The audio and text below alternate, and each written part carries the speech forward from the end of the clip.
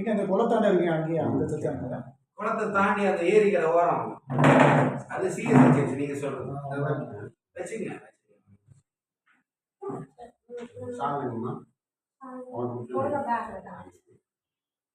சோதனையா ஐயா அந்த ஆண்டுல ஐயாவுக்கு மரியாதை செய்யணும். முதன்மை பேராயர்களுக்கு எங்களுக்கு உலகத்தில் 1000 பேராயர்கள் தெரிஞ்சாலும் எங்களுக்கு முதன்மை பேராயர், அகில உலக பிரதம பேராயர். அதனால ஒரு சால்வை அணிவிச்சு மரியாதை பண்ணணும். ஐயா வாங்க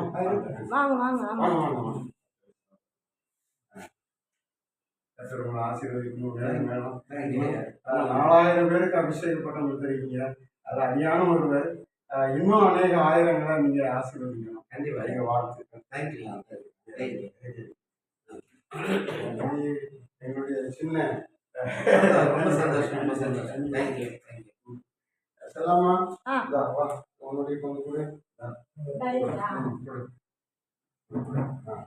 ஒரு சின்ன சேஃப்டியா.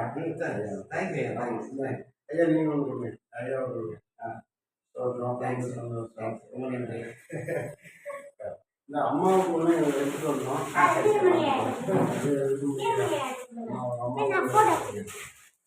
அம்மாவுக்கு சரிங்க, ரொம்ப நன்றி. நான் சொல்லிடுறேன் ஐயா ஒரு சந்தோஷம். இப்போ நீங்க ஒரு செய்தி கொடுக்குங்க. சரி அதே கொடுங்க. அப்படியே உட்கார்ந்து உட்காந்து ஸ்தோத்திரம்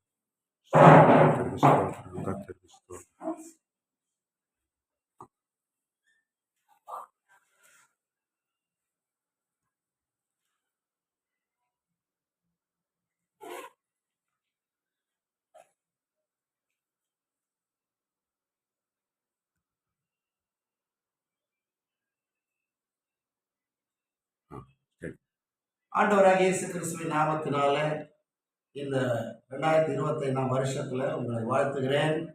தேவனுடைய கிருபை உங்களோடு கூட இருப்பதாக. பிஷப் ராஜையா, அவருடைய துணைவியார், அருமையான விக்டர் தாமோதரன் ஐயா அவர்களெல்லாம் இன்றைக்கு என்னை சந்தித்து என்னை வாழ்த்துபடி வந்தார்கள். ஒரு பெரிய மகிழ்ச்சி. எங்களுடைய synod of apostolic evangelical mission சார்பாக அருமையான பிஷப் ராஜையா அவர்களுக்கும் அவருடைய குடும்பத்தாருக்கும் ஊழியத்துக்கும் அவரோடு சேர்ந்து கர்த்தருடைய ஊழியத்தில் இருக்கிற கர்த்தருடைய தாசர்களுக்கும் குடும்பங்களுக்கும் எங்களுடைய செனாட் சார்பாக வாழ்த்துக்களை தெரிவித்துக் கொள்கிறோம். கர்த்தர் உங்களையும் உங்கள் குடும்பங்களையும் ஊழியங்களையும் ஆசீர்வதிப்பாராக. இந்த ஆண்டு எங்களுக்கு தேவன் ஒரு அருமையான வாக்கு தத்தம் பண்ணினார். அந்த வாக்கு தத்தத்தை நான் உங்களுக்காக வாசிக்க இருக்கிறேன். சங்கீத புஸ்தகம் 71ஆம் அதிகாரம் 21ஆம் வசனம். சங்கீதம் 71ஆம் அதிகாரம் 21ஆம் வசனம். அதில் எழுதியிருக்கிறது 71 21 வாசம்.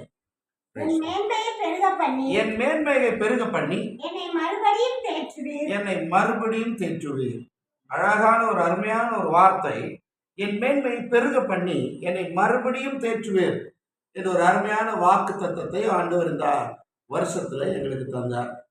நான் அந்த வாக்கு தத்தத்தை தியானித்துக் கொண்டிருந்த போது ஆண்டவர் எனக்கு பேசினார். இந்த ஆண்டு நீ ஏற்கனவே மேன்மையில உன்னை மேன்மையாகத்தான் இந்த உலகத்துல பூமியில வைத்திருக்கிறேன். நீ மேன்மையானவன் தான். நீ குறைஞ்ச ஆள்லாம் கிடையாது. கர்த்தருடைய பிள்ளைகள் குறைஞ்சவங்களாம் யாருமே கிடையாது.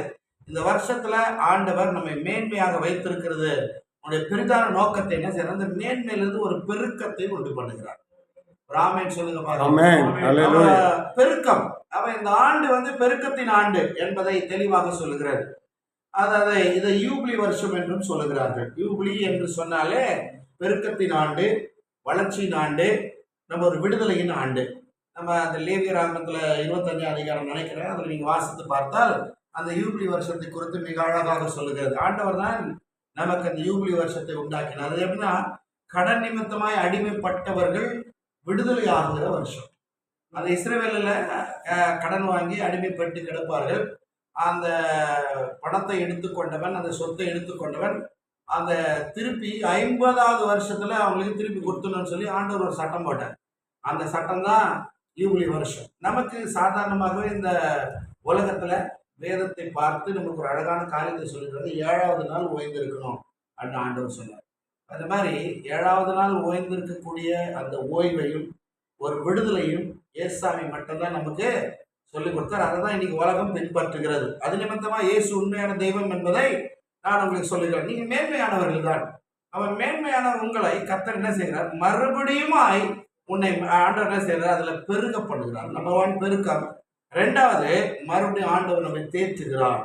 இந்த உலகத்துல நம்மை தேற்றி ஆற்றி நம்மை சரியாய் புரிந்து கொள்ளக்கூடிய ஒரே தெய்வம் இயேசு கிறிஸ்து மட்டுமே. வேற யாரும் இல்லை. அவர் மட்டும் தான் நம்மை புரிந்து கொள்வார். அவ ஒரு வசனத்தை வாசித்தேன். உபாகமம் புஸ்தகம் 8ஆம் அதிகாரம் 18ஆம் வசனம் நான் உங்களுக்காக வாசிக்கிறேன். அதுல எழுதி இருக்கிறது, உன் தேவனாகிய கர்த்தரை நினைப்பாயாக. நினைப்பாயாக அப்படின்னா ஆண்டவர்களுடைய மேன்மையை பெருக பண்ணுகிறவர், பெருக பண்ணி மறுபடியும் உன்னை தேற்றுகிற ஆண்டவர் திரும்ப சொல்லுகிறார், உன் தேவனாகிய கர்த்தரை நினைப்பாயாக. அவரே உன் பிதாக்களுக்கு ஆணையிட்டு கொடுத்த தம்முடைய உடன்படிக்கையை உறுதிப்படுத்தும்படிக்கு இந்நாளில் உனக்கு உண்டாயிருக்கிறது போல ஐஸ்வர்யத்தை சம்பாதிக்கிறதான பலனை உனக்கு கொடுக்கிறவர். இந்நாளில் இப்ப எப்படி இருக்கிற அது மாதிரி ஐஸ்வர்யத்தை சம்பாதிக்க இந்த ஆண்டில ஆண்டவர் ஒரு பலத்தை கொடுப்பார். நமக்கு இந்த ஆண்டு ஒரு ஆசீர்வாதமான ஆண்டு. எதெல்லாம் நமக்கு குறைப்பட்டிருக்கிறதோ அதெல்லாம் நிறைவாக்குவார்.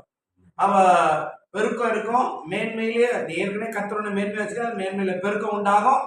அதுல மறுபடியும் நீ தேற்றப்படுவார். அப்ப இந்த உபாகமத்துல அழகா எழுதுறாரு, ஆண்டவர் ஐஸ்வர்யத்தை சம்பாதிப்பதற்கு ஒரு புது பலத்தை, ஒரு அபிஷேகத்தை கர்த்தர் உங்களுக்கு தருகிறார். அப்போ ஏன் இந்த வார்த்தை சொல்லப்படுகிறது அப்படின்னா, நீங்க ஆதியாகமம் புஸ்தகத்துல நீங்க வாசித்து பார்த்தீங்கன்னா, ஆதியாகமம் புஸ்தகத்துல 3ஆம் அதிகாரத்துல நீங்க வீட்டுல போய் வாசித்து பாருங்க. அங்கே சொல்லப்படுகிறது, ஆதாமின் நிமித்தமாய் ஆதாமின் மூலமாக கர்த்தர் இந்த தேசத்தை ஆசீர்வதிக்கணும், இந்த தேசத்துல காரியங்களை செய்யணும் பிளான் பண்ணாரு. ஆனா அது நடக்கல.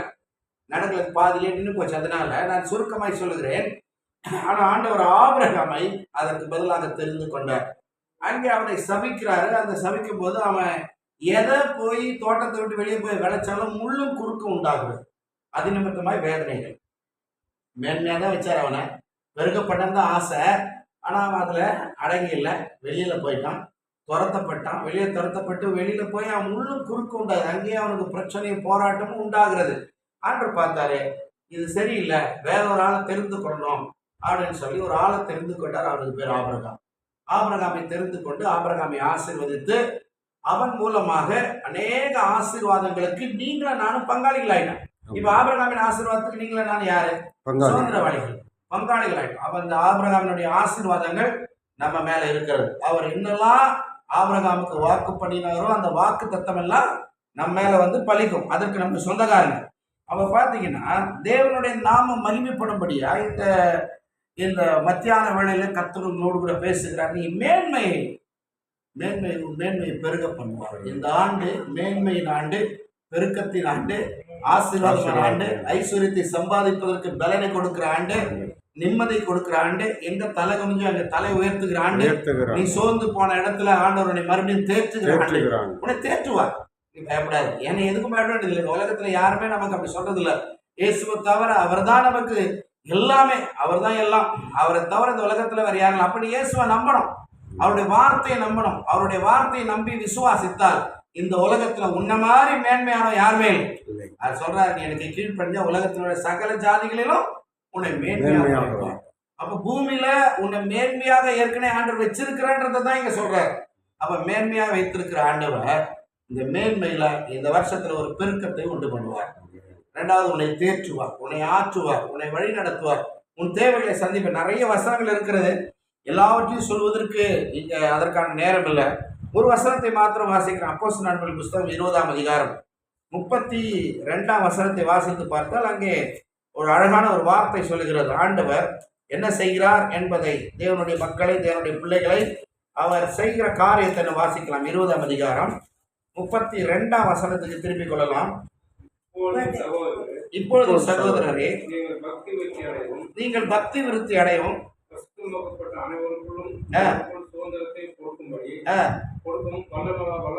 வல்லவராய் இருக்கிற தேவனுக்கும் அவன் கிருபை உள்ள வசனம். வசனத்துக்கு பேர் என்ன? கிருபை உள்ள வசனம். அந்த கிருபை உள்ள வசனத்துக்கு தாமோதரன் ஐயாவை, விக்டர் ஐயாவை, அம்மாவை, ஐயாவை, அடியான நம்முடைய குடும்பத்தை ஊழியத்தை ஆண்டவர் ஒப்பு கொடுக்கிறார். ஆமென். அல்லேலூயா. ஹல்லேலூயா. அப்ப வசனத்துக்கு நம்மளை கர்த்தர் ஒப்பு கொடுத்திருக்கிறார். அதனால சாத்தான் நம்மளை தொட முடியாது. சாத்தான் நம்மளை தொட முடியாது. அவருடைய கிரிகள் தொட முடியாது. இந்த வருஷத்துல உனக்கு விரோதமாய் உருவாக்கப்படுகிற எந்த ஆயுதமும் வாய்க்காது. ஏன்னா வசனத்துக்கு கர்த்தர் என்ன பண்ணிட்டாரு? ஒப்பு கொடுத்துட்டார். நீங்களா நானும் வசனத்துக்கு அடிமைகள். வசனத்துக்கு நம்மளை ஒப்பு கொடுத்திருக்கிறார். அவர் ரத்தத்தால விலைக்கிரயமாய் வாங்கி வசனத்துக்கு நம்ம ஒப்பு கொடுத்ததுனால பிசாசு நம்மையும் நம்முடைய வீட்டையும் நம்முடைய குடும்பத்தையும் நம்முடைய ஊழியத்தையும் தொட முடியாது. நம்முடைய மேன்மையை தொட முடியாது. மேன்மையை குறைக்க முடியாது. மேன்மையில் ஒரு பெருக்கத்தையும் மறுபடியும் நம்மை தேற்றும்படியாக இந்த 25 ஆண்டுல திரும்ப சொல்றாரு, நான் அகெயின் திரும்ப திரும்ப உங்களை தேற்றுவா. அல்லேலூயா. ஏசப்பா ரொம்ப நல்லவர். அவரை நம்புங்க. அவருடைய வசனத்தை நம்புங்க. அவர் வசனத்தை பிடிச்சிங்க. வசனம் தான் நமக்கு. வசனத்துக்கு கர்த்தர் நம்மளை ஒப்பு கொடுத்திருக்கிறார். அந்த வசனத்துக்கு கீழ்ப்படிங்க. வசனம் என்ன சொல்லுகிறதோ அதை நம்புங்க. வேற எங்கேயும் போனா வீட்டுல உட்காந்து நல்ல வேதத்தை வாசத்தை முழங்கால் படிட்டு ஜெபித்து, ஆண்டவரே இந்த வசனத்துக்கு நான் கீழ்ப்படுகிறேன், வசனத்துக்கு என்ன ஒப்பு கொடுத்திருக்கிறேன் அப்படின்னு நீங்க சொன்னீங்கன்னா கர்த்தர் அந்த வசனத்தின்படி உங்களையும் உங்களுடைய குடும்பத்தையும் ஊழியத்தையும் ஆசீர்வதித்து பெருக பண்ணுவார். மேன்மை அடைய செய்வார். திரும்ப உங்களை தேற்றி கட்டி எழுப்புவார். இந்த வசனத்தை கேட்ட அன்பு தேவ மக்களை, நான் இந்த சாயந்தரத்தில் உங்களுக்கு சொல்கிற வார்த்தை, அவருடைய மேன்மை உன்னை விட்டு விலகாது. அவருடைய ஆசீர்வாதம் உன்னை விட்டு விலகாது. அவருடைய கிருபை உன்னை விட்டு விலகாது. அவருடைய ஆசீர்வாதம் உன்னை விலகாது. அவருடைய வசனத்துக்கு ஒப்பு கொடுத்ததுனால வசனம் உங்களை அழிவுக்கு, வேதனைக்கு, போராட்டத்துக்கு விலக்கி காக்கும். வேற எதுவும் காக்காதுங்க. வேற எதுவும் நம்பாதீங்க. வசனத்தை தவிர வசனம் சொல்றது தீர்க்க தரிசனால ஒழிந்து போயிடுமா? வசனம் ஒழிஞ்சு போயிடும். எல்லாம் ஒழிஞ்சிடும் இந்த உலகத்துல. கர்த்தருடைய வசனம் மட்டும்தான் ஒழியாது. அந்த வசனத்துக்கு கர்த்தர் உங்களை ஒப்பு கொடுத்திருக்கிறார். வசனத்தோடு நடங்கள். கர்த்தர்களோடு இருப்பாராங்க. ஆமென். ஆமென். நல்ல ஆண்டவரே, உங்களுக்காக நான் தேவ சமூகத்துல ஜெபிக்க விரும்புகிறேன். ஆண்டவரே, அன்பு பிள்ளைகளுக்காக ஜெபிக்கிறோம். இந்த வசனத்துக்காக நாங்கள் ஜெபிக்கிறோம். உங்களுடைய திரு வசனத்துக்கு எங்களை ஒப்பு கொடுத்திருக்கிறேன். அந்த வசனத்தின்படியாக நாங்கள் கீழ்ப்படிய கர்த்தர் எங்களுக்கு கிருபை தாரும். வசனத்தோடு ஓட கிருபை செய்யும். வசனத்தோடு நிற்க உதவி செய்யும். வசனத்திலே நிலைத்திருக்க உதவி செய்யும். உடைய வார்த்தை ஆண்டவரே எங்களுக்கு பாதைக்கு வெளிச்சமாக, உடைய வார்த்தை ஆண்டவரே எங்களுக்கு ஆண்டவர் அற்புதமாக, உடைய வார்த்தையினால சுகம், உடைய வார்த்தையினால அற்புதம். உடைய வசனம் சொல்லுகிற பிரகாரம் இந்த வருஷத்துல எல்லாவற்றையும் சம்பாதிப்பதற்கு, விசேஷமாய் ஐஸ்வர்யத்தை சம்பாதிப்பதற்கு, ஒரு புது அபிஷேகத்தை, புது பலனை தருகிற அப்படின்னா நாங்கள் நன்றி செலுத்துகிறோம்.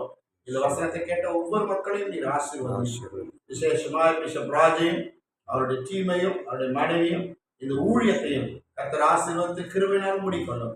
இயேசுவின் நாமத்தில் வேண்டிக் கொள்கிறேன், ஜீவனுள்ள நல்ல பிதாவே. ஆமென். ஆமென். வார்த்தைகள் ரொம்ப சிறப்பாக இருந்தது. கேட்டுக்கொண்டிருக்கிற யூடியூப் நண்பர்கள் யாவருக்கும் இயேசு கிறிஸ்துவின் நாமத்தில் வாழ்த்துக்கள். அகில உலக திருமறை பேராயரின் தலைவர் கன்னியான் ஐயா அவர்கள் சிறந்த ஒரு நல்ல வார்த்தையை நம்ம எல்லாருக்கும் சொல்லியிருக்கிறார்கள். யூடியூப்ல பார்த்துட்டு இருக்காங்க, ஃபேஸ்புக்கில் பார்த்துட்டு இருக்காங்க, வாட்ஸ்அப்பில் பார்த்துருக்காங்க, இன்ஸ்டாகிராமில் பார்த்து கொண்டிருக்கிற ட்ரூத் காட் டிவியில் பார்த்து கொண்டு இருக்கிறவர்கள் எல்லாருக்கும் இந்த வசனம் ஆசீர்வாதமாக இருக்கும். ஐயா கொடுத்த இந்த ஜெபமும் ஆசீர்வாதமும் உங்களுக்கு நிலைக்கும், உங்கள் சிரசில் தங்கும், பலிக்கும். நிச்சயமாய் அடுத்த ஆண்டுல நீங்கள் சாட்சி சொல்வீர்கள். அதற்கு காரணம் ஐயா. ரொம்ப நன்றி, ரொம்ப நன்றி. தொடர்ந்து உங்களுக்காக நாங்கள் ஜெபம் பண்ணுவோம். எங்களுக்காக நீங்கள் பூமியில் உள்ள எல்லா ஊழியர்களிலும் நாம் இணைந்து செயல்பட வேண்டிய நிறைய கட்டங்கள் இருக்கிற கட்டத்தை செய்வாங்க. ரொம்ப நன்றி. கர்த்தர் உல்லாசம். ரொம்ப நன்றி.